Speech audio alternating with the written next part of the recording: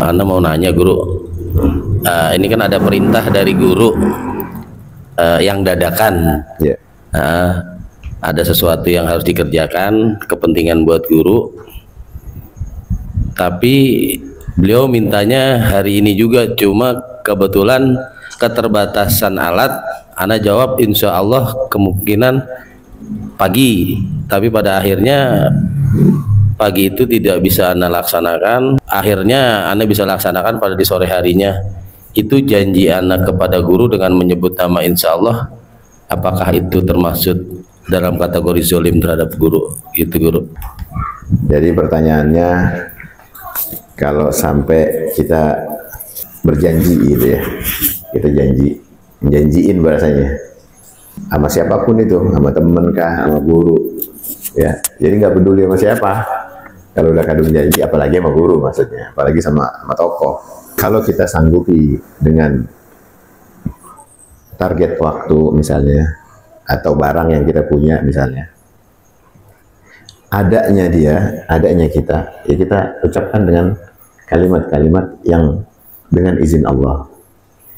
Walaupun kita punya, walaupun kita tahu kepastian itu ada, tapi etisnya kita mengatakan dengan akhlakul karimah, dengan mengucapkan insya Allah, biiznillah, dengan izinnya Allah, kayak gitu. Lalu di tengah-tengah, misalnya terjadi apa-apa ya di luar dari kemampuan kita, nah itu kan misalnya cuaca, kita insya Allah kita jemput nih 5 menit lagi, tiba-tiba hujan, tiba-tiba ada apa misalnya musibah, nah itu kan di luar dari jangkauan kita. Bahasa insya Allah telah melindungi kita, karena memang kalaulah Allah berikan kemudahan dan berikan izin, saya akan penuhi. Nah itu bagian dari akhlak. Nah, cuma kan fenomenanya di Indonesia kita, ya di kita nih, ngomong insya Allah itu bukan apa, bukan jawaban yang dengan hak kebenarannya, tapi untuk berdusta di balik kebaikan. Dengan kalimat-kalimat mulia itu, akhirnya dia pengen berdusta, ngeles. Ya insya Allah dah.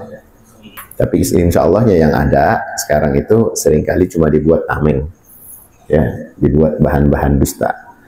Terus gimana kalau kok sampai kita misalnya udah ada halangan, ya kita penuhin, kita harus ngomong.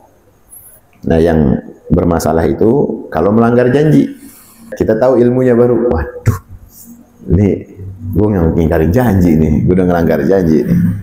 Ya, karena di dalam Al-Quran Allah Subhanahu Wa Taala berfirman, wa aufu bil ahdi innal ahda kana mas'ula.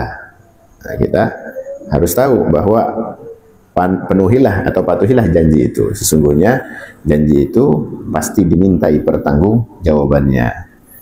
Allah bakal menghukum orang yang melanggar janji, sumpah yang tidak sengaja misalnya untuk bersumpah, tapi dia harus dihukum dengan sumpah-sumpahnya itu. Kan ada orang yang udah latah, Allahi, demi Allah, demi Rasulullah, kan jual-jual nama Allah, lupa gue pasti datang, Nah itu hati-hati, maka di dalamnya ada kafarat, ya. Nah, ini salah satunya harus menebus janji itu, ya. Bekerja misalnya saat melakukan perbuatan tercela, ya. Nah, ini bisa jadi tebusan itu bakal menjadikan kafarat kepadanya. Ya. Kalau emang dia nggak mampu misalnya karena tubuhnya misalnya udah lelah, capek atau pingsan atau kenapa-napa, nah itu beda. Makanya jangan sampai kita mengkhianati Allah dengan mengucapkan kalimat-kalimat yang kira-kira dapat melukai norma keislaman kita. Itu namanya pengkhianatan. Di sini Allah Subhanahu Wa Taala juga dalam tadi yang berfirman, wa aufu bi ahdillahi idza atum wa la tanqusu al-aymanu ba'da tawkidiha wa qad ja'altumullahu 'alaikum kafilan innallaha ya'lamu ma taf'alun. Hati-hati dan tepatilah janji-janji dengan Allah apabila kamu berjanji, dan jangan kamu membatalkan sumpah-sumpahmu itu sesudah meneguhkannya. Kita kan kadang-kadang udah neguhin juga, insya Allah bisa, insya Allahnya kita janji nih misalnya, kita sampai bersumpah demi Allah juga lagi, itu harus ditebus, ya. Ini Nah, kalau nggak begitu, kita bagian dari teman-temannya setan, jadinya orang-orang munafik yang bisa ngomong tapi nggak bisa ngelakonin. Ada yang hukumnya itu, ya salah satunya juga harus berpuasa 3 hari berturut-turut.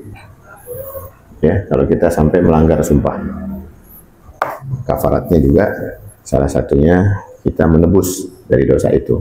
Jangan sembarangan kalau kita janji, apalagi sampai sumpah-sumpah serapah. Demi Allah gua kagak ngelakonin dong. Kita kan ngaku-ngaku tuh. Ini bahaya. Tapi kalau gara-gara uzur tadi kan beda. Ente kan bukan kehendak ente kan? Mau melanggar itu kehendak ente gak? Kehendak ente apa bukan? Karena kan cuaca misalnya, karena keadaan alatnya nggak ada. Terus termasuknya nyakitin guru apa enggak? Iya kan bukan kehendak ente kan? Baru dapatnya, iya kan beda.